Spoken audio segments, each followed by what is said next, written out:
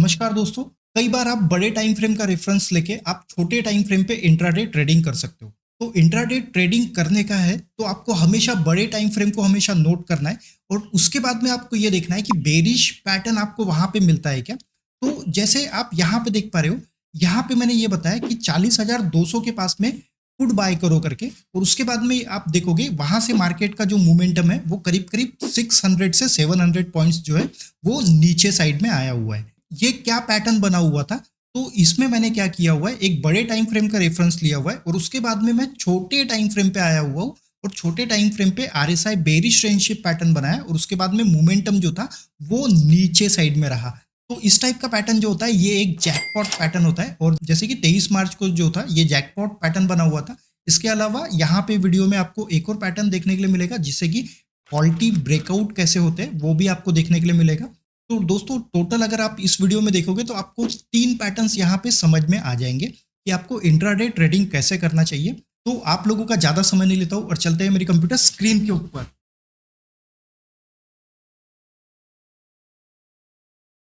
Welcome back guys. जैसे कि आप मेरी कंप्यूटर स्क्रीन पे देख रहे हो, ये जो चार्ट मैंने लगा के रखा हुआ है ये बैंक निफ्टी का कैश का चार्ट लगा के रखा हुआ है।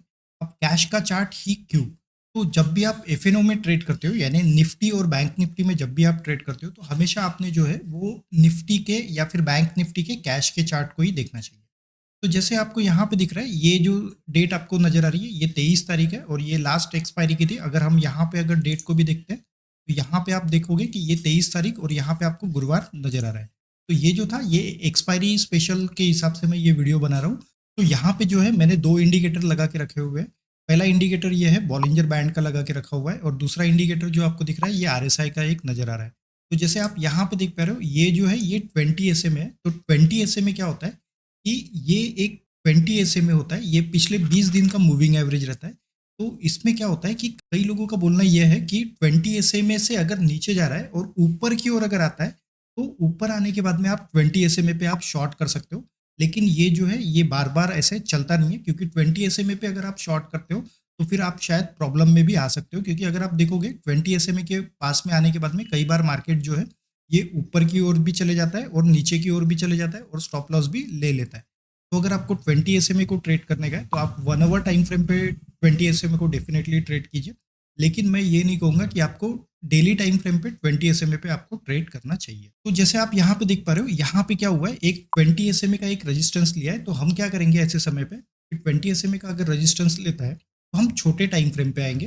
तो जैसे हमने यहाँ पे देख लिया कि 20 SMA जो था ये बैंक निफ्टी के लिए एक रेजिस्टेंस का एरिया था। मैं यहाँ पे बैंक निफ्टी फ्यूचर का चार्ट लगा देता हूँ और मैं यहाँ पे 15 मिनट टाइम फ्रेम पे आ जाता हूँ। तो 15 मिनट टाइम फ्रेम पे अगर आप यहाँ पे देखोगे तो ये जो एक आपको डेट नजर आ रही है ये 23 मार्च की है। तो अगर आप यहाँ पे देखोगे तो स्टॉक ने यहाँ पे क्या किया है, एक ब्रेकआउट दिया हुआ है और ब्रेकआउट देने के बाद में क्या हो गया, ये जो ब्रेकआउट था ये ब्रेकआउट पैटर्न जो था ये फेल हो गया। तो ये तो ब्रेकआउट पैटर्न भी यहाँ पे फेल हो गया। तो सबसे पहला रीजन ये है कि ये जो ब्रेकआउट कैंडल हुआ था उस कैंडल के नीचे में अगर आप देखोगे तो अगर आता है तो इसका मतलब ये है कि जो मोमेंटम रहेगा वो फास्ट मोमेंटम रहेगा, क्योंकि इस टाइप के पैटर्न को आप फॉल्टी ब्रेकआउट पैटर्न कहते हैं।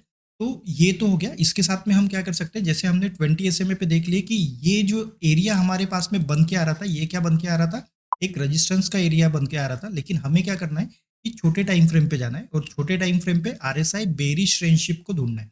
तो आरएसआई बेरिश फ्रेंडशिप पैटर्न क्या होता है, तो जैसे आप यहाँ पे देख पा रहे हो ये क्या हो गया है कि आरएसआई जो है ये 60 के अबाव चले गया है यहाँ पे, और उसके बाद में क्या किया है यहाँ पे आरएसआई 60 ने यहाँ पे एक रेजिस्टेंस लिया है और रेजिस्टेंस के साथ में अगर आप ये देखोगे तो ये जो कैंडल आपका बना हुआ है ये कैंडल आपका एक रेड कैंडल बना हुआ है। तो इस टाइप के चार्ट पैटर्न को कहा जाता है आरएसआई बेरिश फ्रेंडशिप पैटर्न। तो आरएसआई बेरिश फ्रेंडशिप पैटर्न जो होता है ये एक ट्रेंड रिवर्सल पैटर्न होता है, क्योंकि यहाँ पे अगर आप देखोगे तो आपका मोमेंटम जो है वो ऊपर साइड आया हुआ है और उसके बाद में आप देखोगे यहाँ पे आरएसआई का बेरिश फ्रेंडशिप होने के बाद में मोमेंटम जो है वो नीचे साइड पे आया हुआ है। तो हमें तो इतना लंबा ट्रेड नहीं लेना है, हमें जो ट्रेड लेना है वो कम से कम 1 घंटे से 1.5 घंटे के हिसाब से ही यहाँ पे ट्रेड लेना है, क्योंकि बेरिश रेंज शिफ्ट होता है तो आप 5-6 कैंडल जो रहेंगे वहां तक आप वेट कर सकते हो। तो इसमें आपको ट्रेड ऐसे लेना है। तो आपको क्या करना है, जैसे ये आपको दिख रही है कि एक रेड कैंडल बन गई और यहाँ पे आरएसआई बेरिश रेंज शिफ्ट भी हो गया है। तो बेरिश रेंज शिफ्ट हो गया तो यहाँ पे आप क्या करोगे, इस एरिया पे आप शॉर्ट कर दोगे और शॉर्ट करते ही आपको क्या करने का है, ये जो रेड कैंडल बन के आ रही है इस रेड कैंडल का हाई पॉइंट जो रहेगा वो आपके लिए आपका स्टॉप लॉस रहेगा। अगर इसके ऊपर चले जाता है तो इसका मतलब ये है कि आपका स्टॉप लॉस भी चले गया और ये पैटर्न भी फेल हो गया। कोई भी पैटर्न जो होता है वो 100% एक्यूरेट नहीं होता है, लेकिन ये पैटर्न जो है ये ट्रेंड रिवर्सल पैटर्न है और आप यहाँ पे देखोगे कि अगर चलने लग जाता है तो काफ़ी बड़ा अच्छा ट्रेड चलने लग जाता है, क्योंकि यहाँ पे क्या होता है कि आपका सिर्फ स्टॉप लॉस जो होता है वो एक कैंडल का स्टॉप लॉस होता है और अगले 5-6 कैंडल जो रहेंगे वो आपका टारगेट एरिया रहता है। तो 5-6 कैंडल्स वो हो सकता है कि आपको 200 पॉइंट भी दे दे बैंक निफ्टी में, या हो सकता है जैसे यहाँ पे देख रहे हो आप, यहाँ पे जो अगर मोमेंटम आया हुआ है तो ये करीब-करीब 700 पॉइंट का नीचे साइड में मोमेंटम आया हुआ है। तो अगर 70 से 100 पॉइंट का अगर आपका स्टॉप लॉस बनता है और वहाँ पे आपको 700 पॉइंट तक मिल जाते हैं, तो इसका मतलब ये है कि रिस्क रिवॉर्ड रेशियो के हिसाब से भी ये स्ट्रैटेजी परफेक्ट है। तो यहाँ पे आपको इस हाई पॉइंट पे आपको आपका स्टॉप लॉस लगाना पड़ेगा और अगले 1 से डेढ़ घंटे के लिए आपको क्या करने का है, 1 से डेढ़ घंटे के लिए आपको शॉर्ट में बने रहने का है। उसके बाद में देखो यहाँ पे जो है ये 40,200 के आसपास से शॉर्ट होने के बाद में आप ये लो पॉइंट अगर देखोगे 39,550 के आसपास में यहाँ पे आ गया।